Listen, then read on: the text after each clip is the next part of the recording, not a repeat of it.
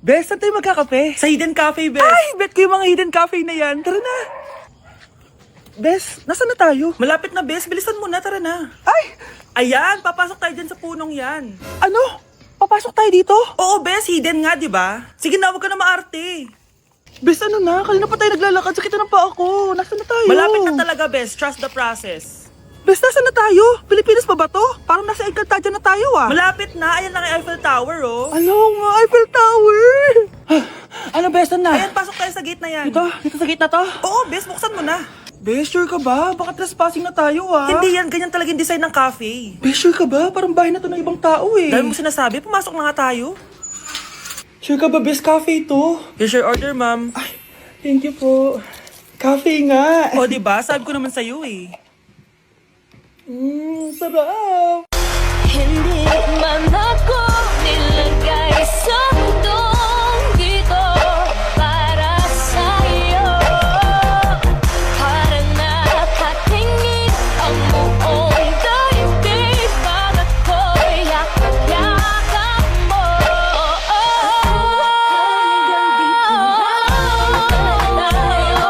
Hindi pababayaan ang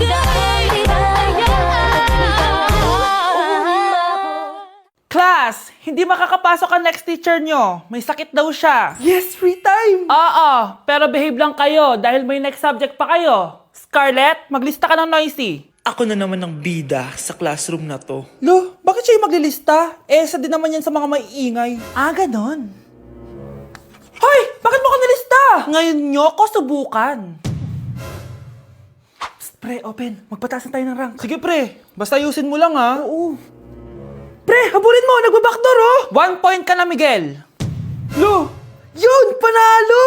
Oh, ba't si Kenneth di mo sinulat sa noisy? Bakit? Crush ko yan eh. Sige lang, Kenneth. Magingay ka lang. Ako bahala sa'yo. Wow!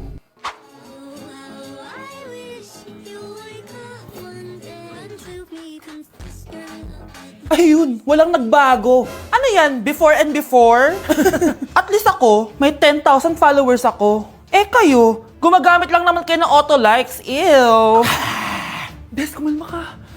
Guys, nag-chat si ma'am sa akin. May ipapa-activity daw siya kahit wala siya dito. Bukas daw ipapasa. Ano ba yan? Bes, tara galan na lang tayo. Nagugutom ako eh. Tara, hanap na lang tayo ng pogi. Sige, tara.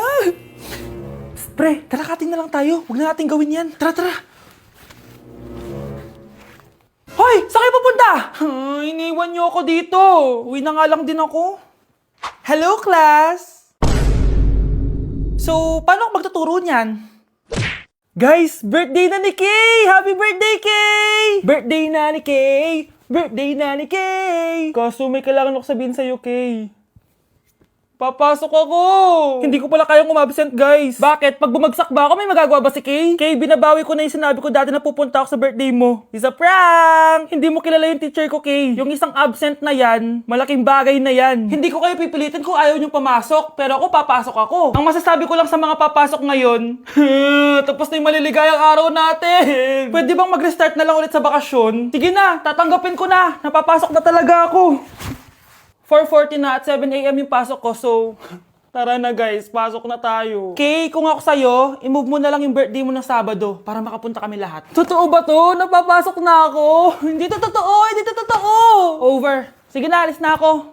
Guys, January 4 na. Ibig sabihin, birthday na ni Kay bukas. Alam naman natin na walang pasok bukas kasi national holiday yun. Lahat tayo pupunta sa birthday ni Kay. Etong kapatid ko guys, hindi siya papasok bukas kasi... Pupunta ako sa birthday ni Kay. At dahil bukas na yung birthday niya, bibili ako ng regalo para sa kanya. Magluluto din pala ako ng handa para sa kanya kasi potluck daw bukas. Guys, nandito na kami sa mall kasi mamimili na ako ng regalo para kay Kay. Hindi ko nga alam kung anong regalo ko sa kanya. Kung sapatos ba, cellphone, tablet, bahay, kondo. Nasa grocery kami ngayon kasi ipagluluto natin si Kay ng spaghetti. Kasi birthday nga niya, di ba? Next na handa is mawawala ba sa birthday ang Shanghai? Tara, bili tayo ng ingredients. Guys, nasaraduhan na tayo ng mall. Uwi na tayo, tara. Guys, ito na pala si Kay eh. Ang hindi ko Kay yang mawala. Charan! So, ito yung mga regalo ko para kay Kay. So, unahin natin dito. Ano kayang laman neto? So, binilang ko siya ng deodorant. Kailangan ko bang explain ko para saan to? Next naman natin, ito guys. So, guys, binilang ko siya ng shoes. Sabi niya kasi favorite color niya yung blue, kaya binilang ko siya ng pink. At ito na guys, naubos pera ko dito. Kita niyo naman yung logo na yun, no? May kagat yung mansanas, oh. Ano kaya laman neto? iPad? iPhone? Ayun! De, joke lang guys, seryoso na talaga. Ito na talaga. In 3, 2, 1. Wow! Ayun, no? Sorry, Kay. Ako muna mag-unbox nitong iPhone mo, ah. Kay, kung nanonood ka man, sobrang magagamit mo to, promise. 3, 2, 1. Magagamit mo to sa kusina nyo. Oh, magugas ka dun. Guys, eto na. Magluluto na ako ng spaghetti at ng hangshai para kay Kay. Grabe ka, Kay. Most awaited talaga birthday mo. Sariling birthday ko ka. Hindi ko kaya paglutuan sarili ko. Nawasa? Oh, well. Lagyan natin ng asin. Lagay na natin. Ginagawa na ni Honey Bunch yung sauce, guys. Tikman natin, guys, yung ginawa naming sauce. Pangit lasa. Next, nalulutuin natin itong hangshai. Charan! Simpleng handaan lang to para kay Kay. Tikman na natin. Guys, hindi pa talaga to yung birthday celebration ni Kay. Kasi ang balita ko, bukas, bongga daw yung birthday party niya. Kaya abangan niyo yun. Sarap. Okay, class, kamusta New Year niyo? Aba, ba't wala pumasok? Oh, tama naman, January 5. Ma'am, present. Oh, Scarlett, pati ko lang pumasok, ha? Nasaan mga kaklase mo? Ayun, ma'am. Lahat sila nasa birthday ni Kay. Ha? Nag-usap-usap silang lahat sa GC na hindi sila papasok ngayong January 5 kasi nga, birthday ni Kay. Sino ba yung Kay na yan, ha? Ewan ko din, ma'am. Invited nga daw ako pero hindi ako pumunta kasi hindi ko naman siya kilala. Humanda silang lahat sa akin bukas. Ikaw, perfect ka na sa akin sa quiz at assignment. Yes! Buti na lang, hindi ako pumunta sa birthday nung Kay na yun. Hello, class? Ay, good morning, ma'am. Walang good sa morning! Sinong nagsabi sa inyo na huwag kayo lahat pumasok kahapon? May nakita kami sa TikTok, ma'am. Wala daw pasok kasi birthday ni Kay. Ah, TikTok? Mas naniniwala kayo doon kesa sa akin? Nag-announce ba ako? Lahat kayo, ia-absent ko at ibabagsak ko sa quiz. Si Scarlett lang ang may grade dahil siya lang ang nandito kahapon. Ayan, buti nga sa inyo. Ano, nag-enjoy ba kayo sa birthday ni Kay? Birthday ni Kay! Birthday ni Kay! Eh di happy birthday! Sino ba kasi yung Kay na yan, ha? Ako, si Kay. Hala, nandyan na siya. May problema ba kayo sa pagpunta nila sa birthday ko?